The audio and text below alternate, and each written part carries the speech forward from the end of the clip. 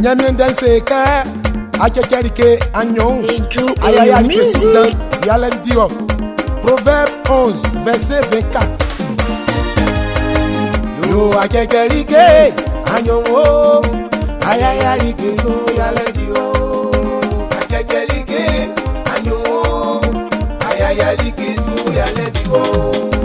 Atchêtchê Liké agnon Ayaya Liké Soudan Yalen Dio.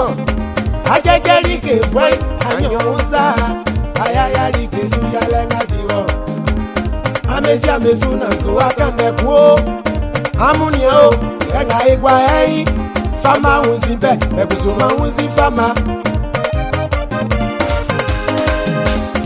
asienga su ami wo kakra meke emba krakra ya mi priteni e senga nia o mi wo kakra meke Ayaya Liké Soudan Yalen Dio sanga Atchêtchê Liké anyongo Ayaya Liké Soudan Yalen Dio.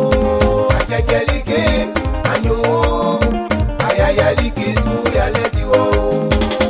Asienga su enga tia unya le foi amungamo amuso eboyi amuna serie osuvie ma o keba mu Atchêtchê Liké tinwa mo esi amulelelele misiria yasi petra ofi gloria ekeli banu olo baba moni nene dile kembo je flei sami uni somumi minia maria okamaki wale bomo balu male biani o baba mi lo aselelele kema Atchêtchê Liké ti anyongo zakwa sonu ayi wo kelemu kelenga ile music.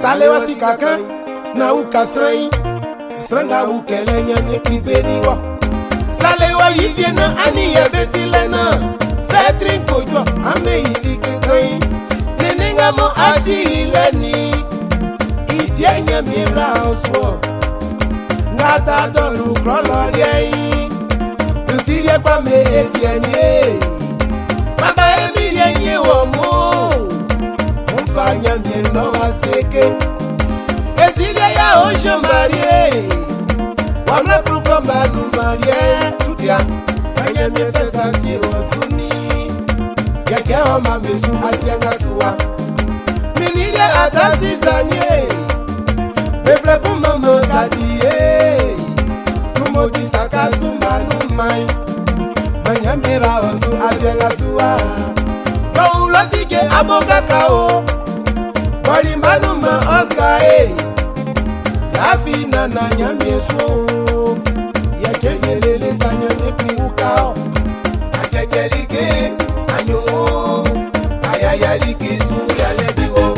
Aniamu ame papa na mame ungwanu Modonga su anto peto di My papa elenge Seba lenge seba lenge seba lenge seba lenge se Sigiba